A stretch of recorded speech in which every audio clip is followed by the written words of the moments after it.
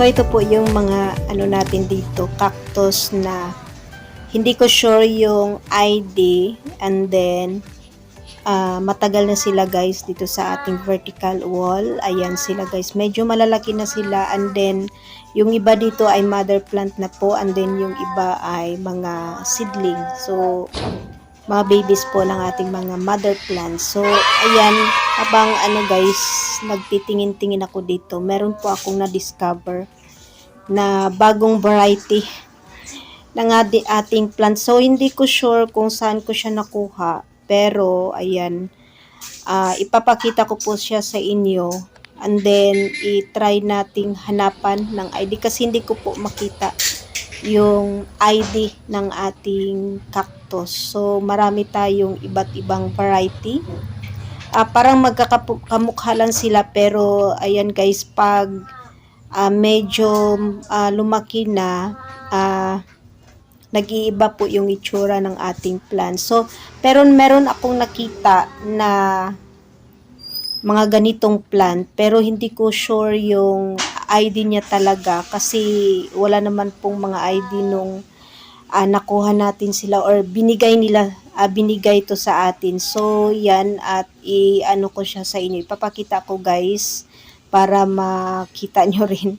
Kasi napansin ko lang na iba to sa ano ko, sa mga iba kong plant. So, heto guys, yung napansin ko, kasi yung mga plant natin dito, halos Echinopsis, Gymnocalcium.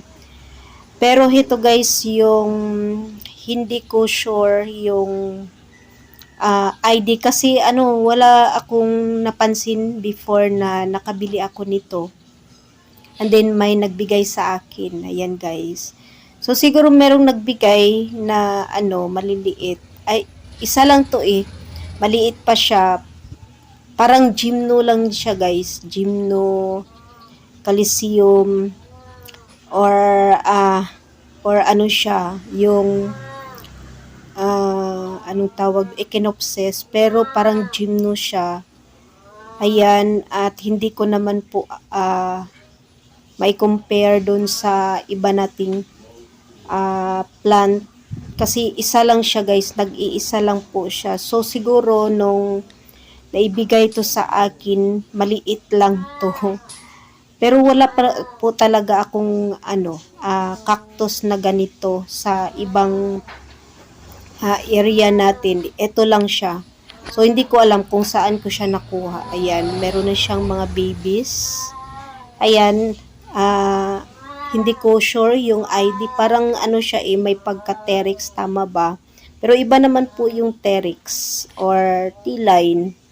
Ayan, iba po talaga siya sa mga cactus ko. Wala po akong nabili or na hingi na ganito na variety. Pero ayan guys, ngayon ko lang napansin na meron pala ako dito. Ayan, kasi magkakamukha kasi yung ano, nung maliit pa sila, medyo magkakamukha yung mga cactus natin. So, yan, at malaki na siya, pero kakaiba po talaga siya. Parang iba yung ano niya, pinanggalingan. Ayan, yung guys, yung bagong discovery dito sa ating munting garden, sa ating vertical wall, sa ating mga cactus. Ayan, at kung alam niyo po yung ID nito, ang alam ko lang dito Gymnocalcium siya eh, pero iba siya sa mga ano ko, gymno na naitanim ko dito sa ating munting garden.